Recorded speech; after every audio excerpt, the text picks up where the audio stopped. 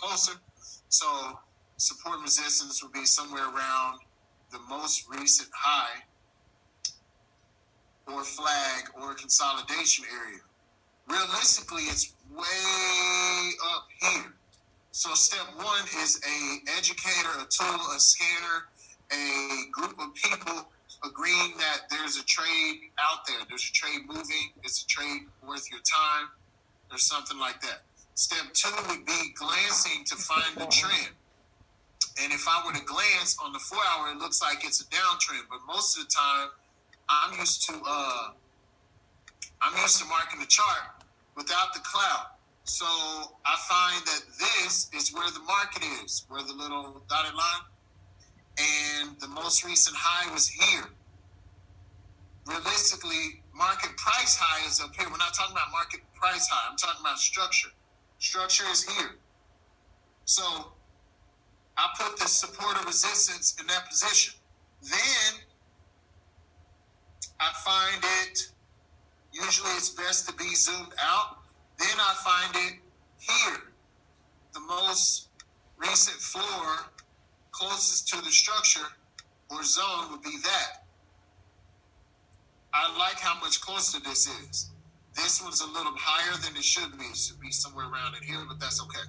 So once you did support resistance on the 1 hour and or the 4 hour, you can do both. It doesn't matter. You can do support resistance on other time frames too. But you want to get an idea, is this really selling or buying? Once you've done that support and resistance, see if you can see any sort of structure or pattern. Now I have the Heikin-Ashi, thank you.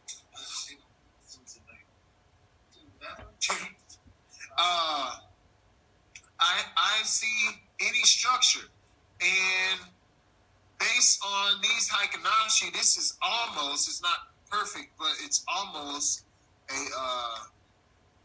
I'm just going to draw it in for you. It's almost a head and shoulders pattern. Again, I'm still on the 1 hour here.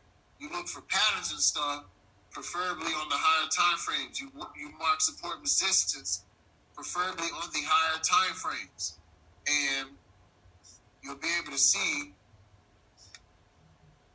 that, let's see if I can make that fit. You'll be able to see, it's close enough, that there's some sort of head and shoulder wannabe pattern here. After head and shoulders are usually drops. So step one is a tool, an educator, a person, a group of people, something like we have going now, sees the trade. Step two is established with a glance what the direction is. Is it a downtrend, an uptrend, whatever. Then you mark support and resistance. Then you look for any patterns or structure. Now you add an indicator. Indicators should enhance what in the world that you see.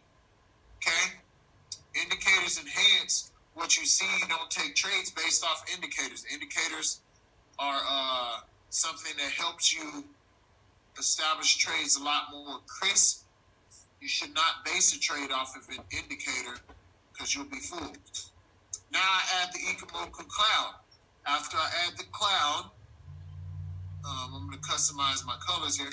After I add the cloud, I want to show you something here in a second. I like thickening the conversion line or the Tenkan. Let's say right, I can't think today. And I like to thicken the lag line too because those are my signals. I don't change my inputs. I don't change the settings. They're standard. Japanese banks use this. Japanese hedge traders use this. And so those people tend to know what in the world they're doing. So I don't change the settings. Now that I've established for sure that this is a downtrend, I then work my way down and use multiple time frames to bring clarity to what I see. So I go from the 1 hour to the 30 minute to the 15 down to the 5 or the 1 and start to get in an entry type of position. And once you get in an entry type position, once you establish the trend, the next timing is how can I get in? When it gets ready to get, make sure I covered everything.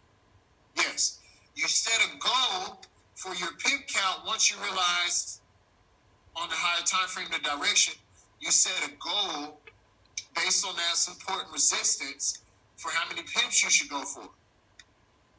And you measure it out. Once you measure it out, if you see anything over 20 pips, like say, I don't know, for example, this is showing 80 pips now. If it were to sell, I have the potential to grab 80 pips to the downside. And if it were to start going crazy up, I would have potential to grab several hundred. So I'm telling you what I do is I have confidence that I can get my 50 pips on the trade. 25, 50, maybe even 100 pips if I see that it should move that far. So now I set the goal. Then I go down to the 1 minute, and I need to get the signal as to when I can enter. I already know it's a downtrend, so I don't let the bull candles fool me on this. I need to see that the lagging line is underneath the cloud. It's broken the cloud. I also need to see the Heikin-Ashi is what I'm using instead of regular candles. You see? Now, if you're on MetaTrader 4 on your phone, you can't add Heikin-Ashi, and that's okay. You can use the regular candles. It doesn't matter. The reason I like using momentum candles is you can see the market's momentum a lot more clean. So now I'm waiting for these green candles to become red, opening and closing underneath the signal line. Okay? Underneath the signal line. That would be, let me show you a good example of that. That would be something like this, where they open and close underneath the signal line. That is a signal. You see? So you got that happening, and then you have the cloud. Hopefully it should be this color, red or open, like I say here. And when you see that, this type of stuff doesn't make you think otherwise. Now, there's some theories, too, paying attention to these two lines here crossing, your T and K line crossing. And when they cross, those are